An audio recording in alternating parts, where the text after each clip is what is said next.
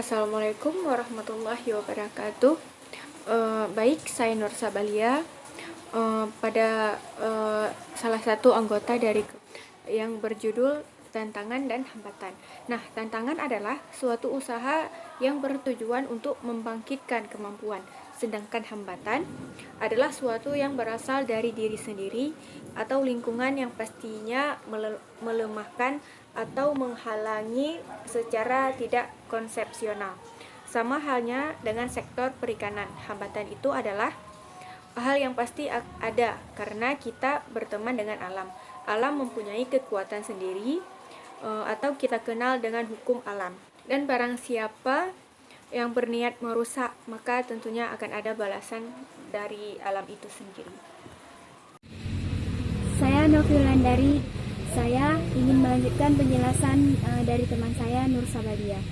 Tantangan dan hambatan apabila berhubungan dengan kearifan lokal di mana akan melibatkan masyarakat di dalamnya dengan perbedaan pendapat dan perbedaan pemikiran, dan tentunya bila hambatan ini terus terjadi akan berdampak besar pada sistem perekonomian daerah itu sendiri.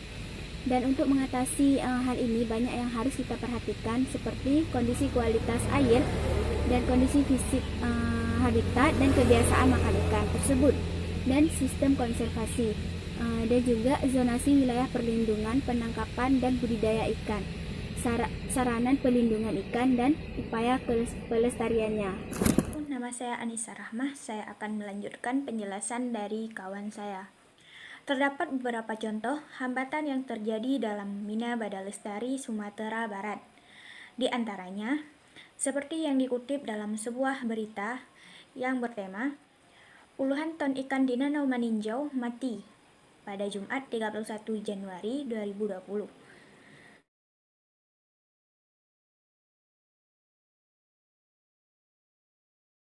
Akibat tingginya curah hujan yang terjadi di Kabupaten Agam, Sumatera Barat, dalam beberapa waktu terakhir, membuat puluhan ton ikan yang berada di Danau Maninjau, kawasan Kecamatan Tanjung Raya, mati. Hujan deras dan angin kencang membuat air danau bergelombang. Ini adalah salah satu faktor eksternal dalam budidaya ikan. Karena pada dasarnya ikan itu hidup berdasarkan zonanya sendiri. Bila ikan air tawar, maka dia akan memerlukan zona yang tenang. Dan bila terjadi perubahan hal, akan mengakibatkan penghuni yang berada dalam zona tersebut mengalami trauma atas perubahan lingkungan secara tiba-tiba. Yang tadinya normal saja bisa naik atau turun. Perubahan ini akan membuat ikan syok, dan ini akan berakibat fatal pada pembudidaya itu sendiri. Salah satu cara dalam mengatasi keadaan ini adalah dengan memanfaatkan keramba atau pembatas agar angin tak akan mengganggu kondisi tubuh ikan. Di tahun sebelumnya, yaitu pada tanggal 11 Agustus 2014, ratusan ton ikan di Danau Maninjau mati.